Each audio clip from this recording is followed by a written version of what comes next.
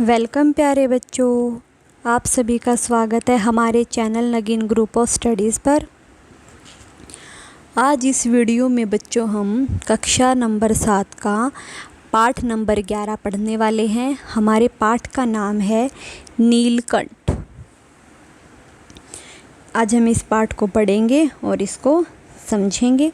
जैसे कि बच्चों आपको पाठ के नाम से पता चल रहा है नीलकंठ। जैसे कि आपको एक हमारी जो ये नीलकंठ है एक जगह का नाम भी है जो हमारे उत्तराखंड में पाई जाती है। हरिद्वार से आगे हम जाते हैं ना, नीलकंठ जाते हैं, तो हमारी एक जगह का नाम भी है। और जो हमारे मोर का जो कंठ होता है वो भी नीला होता है, तो हम मोर को भी क्या बोलते हैं? नीलकंठ बोलते हैं। चलिए बच्चों हम पाठ में पढ़कर जानेंगे कि ये हमें किससे संबंधित बताया गया है, पाठ में हमें क्या बताया है। चलिए बच्चों शुरू करते हैं, पाठ को पढ़ेंगे और इसको समझेंगे। सबसे पहले हम जानेंगे कि हमारे इस पाठ के लेखक है या फिर लेखिका है, वो कौन है। इस हमारे पाठ के लेखिका हैं महादेवी वर्मा। कौन है बच्चों? महादेवी वर्मा। चलिए शुरू करते हैं। नीलकंठ पाठ लेखिका महादेवी द्वारा लिखा गया रेखा चित्र है। यानी कि जो हमारे जो नीलकंठ पाठ है वो लेखिका महादेवी द्वारा लिखा गया है। इस रेखा चित्र में उनके द्वारा पाले गए मोर, जिसे उन्होंने नीलकंठ नाम दिया था, उसका वर्णन किया गया है। देखो बच्चों इसमें उन्होंने कहा जो इस लेखिका ने अपने पास एक मोर पाल रखा था और उन्होंने उस मोर का नाम नीलकंठ रखा है। और इस पाठ में उस नीलकंठ यानी कि उस मोर के बारे में बताया गया है। इस रेखा चित्र में उन्होंने नीलकंठ के स्वभाव, व्यवहार और चेष्टाओं का वर्णन किया है। यानी कि इस पाठ में उन्होंने जो नीलकंठ का यानी कि जो उस मोर का स्वभाव है, जो उसका व्यवहार है और उनकी जो उसकी चेष्टाएं हैं, उन सभी का वर्णन किया गया है, उन सभी के बारे में बताया गया है। चलिए बच्चों हमारी कहानी का सार कुछ इस प्रकार है। अब हम कहानी के सार को पढ़ेंगे और समझेंगे। एक बार लेखिका अतिथि को स्टेशन पहुंचाकर लौटते समय बड़े मियाँ चिड़िया वाले के यहाँ से मोर मोरनी के 2 बच्चे उठा लाई। देखो बच्चों एक बार जो लेखिका है यानी कि हमारे जो महादेवी वर्मा जी हैं, वो अतिथि यानी कि मेहमान को स्टेशन छोड़कर लौटते समय जो बड़े मियाँ चिड़िया वाला है उनके पास गई और वहाँ से एक मोर मोरनी के 2 बच्चे ले आई। घर पहुंचकर घर वालों ने उन बच्चों को देखा तो सभी ने एक स्वर में कहा कि लेखिका को ठग लिया गया है, क्योंकि ये मोर नहीं तीतर के बच्चे हैं। देखो बच्चों जैसे ही वो उन मोर मोरनी के बच्चों को लेकर घर पर पहुंची तो घर पर पहुंचते ही उन बच्चों को घर वालों ने सभी ने उन बच्चों को देखा और देखकर सभी ने एक ही यानी कि इकट्ठे बोलकर कहा कि लेखिका को यानी कि महादेवी वर्मा जी को ठग लिया गया है, लूट लिया गया है। ठग का मतलब है यहाँ पर लूट लिया गया है, क्योंकि ये बच्चे मोर के नहीं हैं बल्कि तीतर के बच्चे हैं। इस पर लेखिका चिढ़कर उन बच्चों को अपने पढ़ाई वाले कमरे में ले आई। और यह सुनकर जो लेखिका उस पर चिढ़ गई, उसे गुस्सा आया और वह उन दोनों बच्चों को लेकर जिस कमरे में वो पढ़ाई करती थी अपने पढ़ाई वाले कमरे में ले गई। बच्चे लेखिका के कमरे में इधर उधर घूमते रहते और जो बच्चे हैं वो लेखिका के कमरे में इधर उधर घूमते रहते। जब वे लेखिका से कुछ ही दिनों में घुल मिल गए तो वे लेखिका की ओर अपना ध्यान आकर्षित करने के लिए हरकतें करने लगे। और जब वो लेखिका से कुछ ही दिनों में घुल मिल गए, लेखिका को अच्छी तरह से जानने लग गए, तो वे लेखिका की अपनी ओर यानी कि लेखिका का जो ध्यान है वो अपनी ओर खींचने के लिए, अपनी ओर आकर्षित करने के लिए कुछ हरकतें करने लगे। अब वे जैसे ही थोड़े बड़े हुए, लेखिका ने अन्य पशु पक्षियों के साथ उन्हें भी जाली घर में रख दिया। और जैसे वो बच्चे थोड़े से बड़े हो गए तो जैसे उसने और पशु पक्षियों को जाली घर में रखा था, ऐसे ही उनको भी जाली घर में रख दिया। धीरे धीरे दोनों बड़े होकर सुंदर मोर मोरनी में बदल गए। और जैसे ही वो बड़े होते गए, बड़े होकर वो बहुत ही सुंदर मोर मोरनी बन गए। एक बार हम फिर से पढ़ेंगे। एक बार लेखिका अतिथि को स्टेशन छोड़कर आते समय जो बड़े मियाँ हैं चिड़िया वाले, उनसे 2 मोर और मोरनी के 2 बच्चे उठा लाई। घर पहुंचकर घर वालों ने उन 2 बच्चों को देखा। तब जब लेखिका के घर वालों ने उन दोनों बच्चों को देखा तो सभी ने एक साथ मिलकर कहा कि लेखिका को ठग लिया है, क्योंकि ये बच्चे मोर के नहीं बल्कि तीतर के हैं। इस बात पर लेखिका चिढ़ गई और उन दोनों बच्चों को लेकर अपने कमरे में चली गई। बच्चे लेखिका के कमरे में खेलते रहते, इधर उधर घूमते रहते। जब वे लेखिका से कुछ ही दिनों में घुल मिल गए, लेखिका को अच्छी तरह से जानने लग गए, तो वो लेखिका का ध्यान अपनी ओर बढ़ाने के लिए, अपनी ओर आकर्षित करने के लिए कुछ हरकतें करने लगे। जैसे ही वो थोड़े से बड़े हुए, लेखिका ने उन्हें पशु और अन्य पशु पक्षियों की तरह, दूसरे पशु पक्षियों की तरह उन्हें भी जाली घर में डाल दिया, रख दिया। धीरे धीरे दोनों बड़े होते गए और वो एक सुंदर मोर मोरनी बन गए। चलिए बच्चों आगे बढ़ते हैं। मोर के सिर की कलगी बड़ी चमकीली और चोंच तीखी हो गई थी। यानी कि जो मोर के जो सिर का ऊपर, जैसे हमारे यहाँ पे माथा होता है ना बच्चों सिर पे, तो ऐसे ही मोर के जो सिर की कलगी होती है वो बड़ी ही चमकीली और जो उसकी चोंच है वो तीखी हो गई थी। गर्दन लंबी नीले हरे रंग की थी और जो उसकी जो गर्दन है वो नीले और हरे रंग की लंबी थी।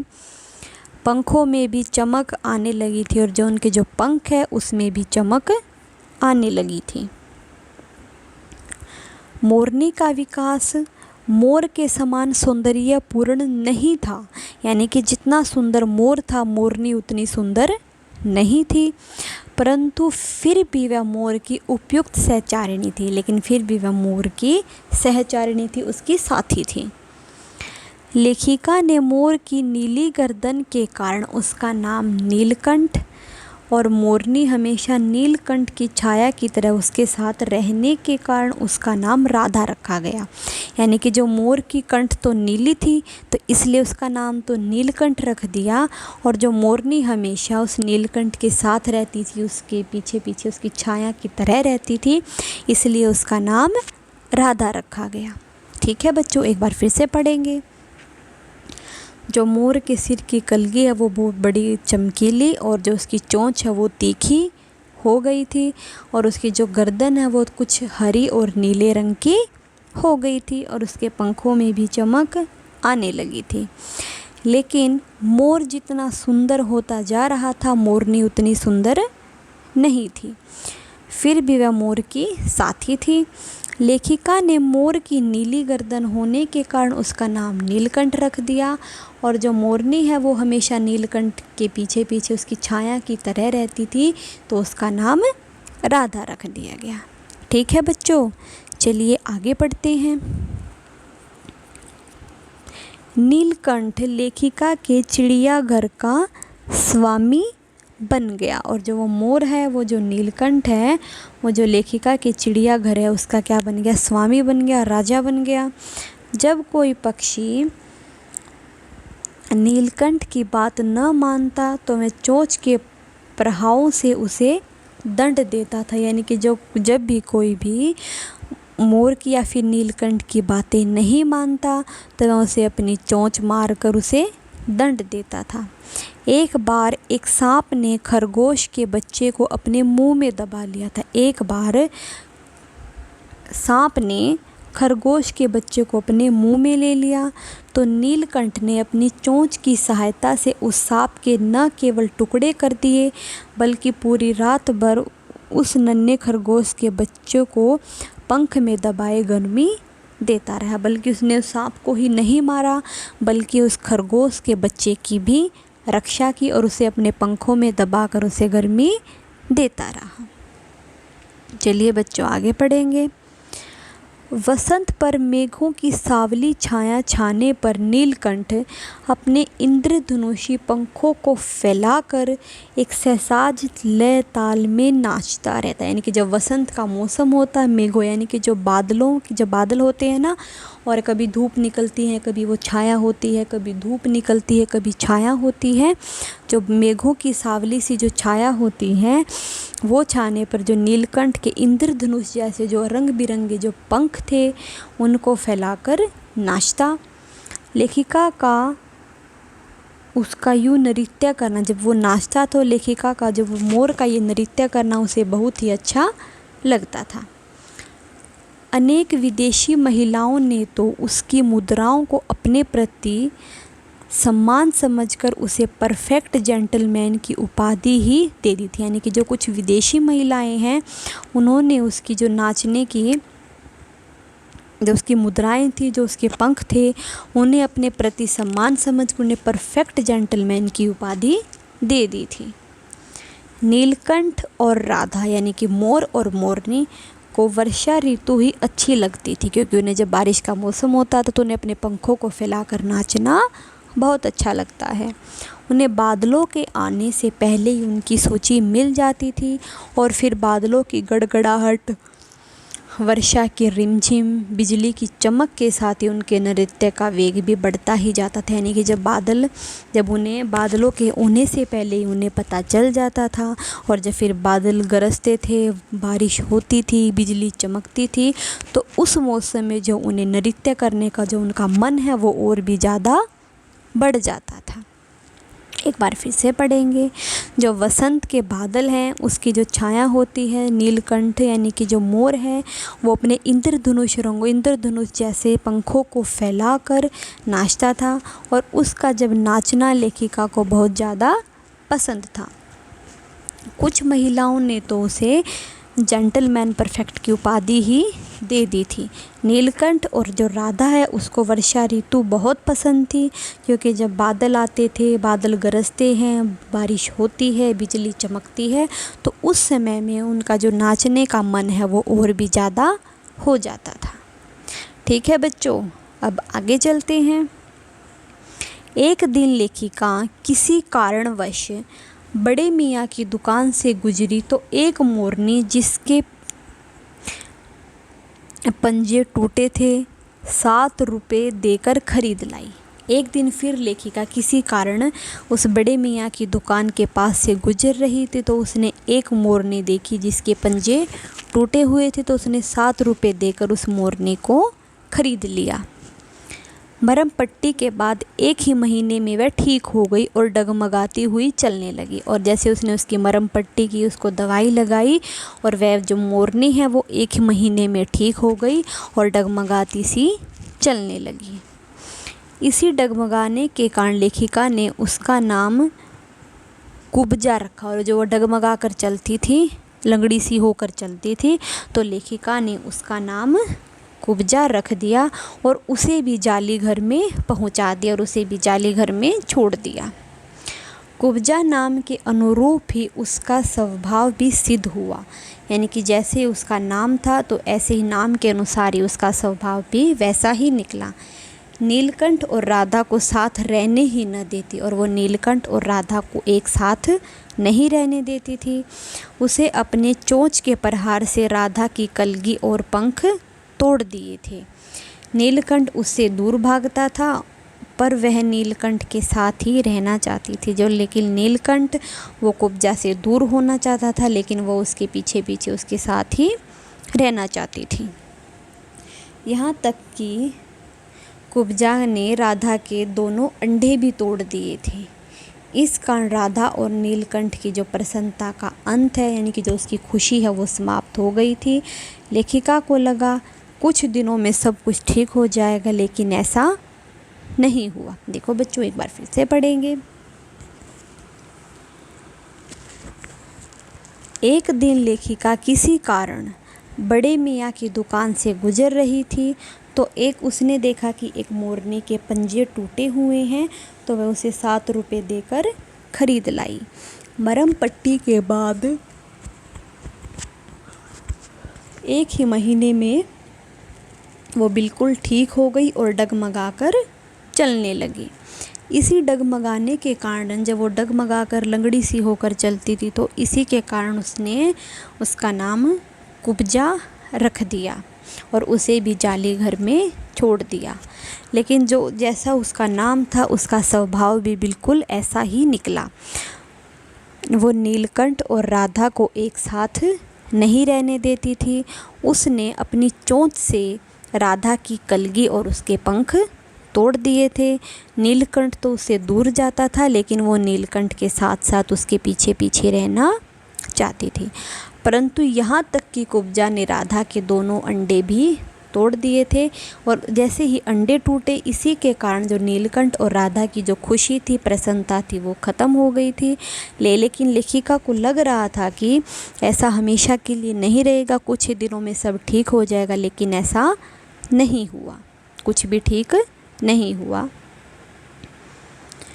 3-4 महीने के बाद, जब 3-4 महीने हो गए, उसके बाद एक सुबह लेखिका ने देखा कि नीलकंठ तो मरा हुआ है। नीलकंठ को मरा हुआ पाया, न उसे कोई बीमारी हुई थी और न ही उसके शरीर पर कोई चोट के निशान थे।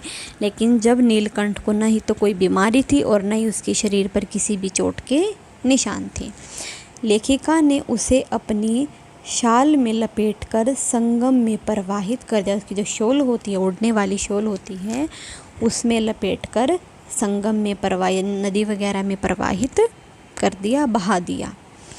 नीलकंठ के न रहने पर राधा कई दिन तक कोने में बैठी नीलकंठ का इंतज़ार करती रही, और जो नीलकंठ नहीं रहा तो राधा कई दिनों तक एक कोने में बैठी रहती और नीलकंठ का ही इंतज़ार करती रहती। इसके विपरीत कुब्जा ने उसके न रहने पर उसकी खोज आरंभ कर दी थी, लेकिन साथ ही नीलकंठ के न दिखने पर कुब्जा ने भी उसकी खोज शुरू कर दी थी।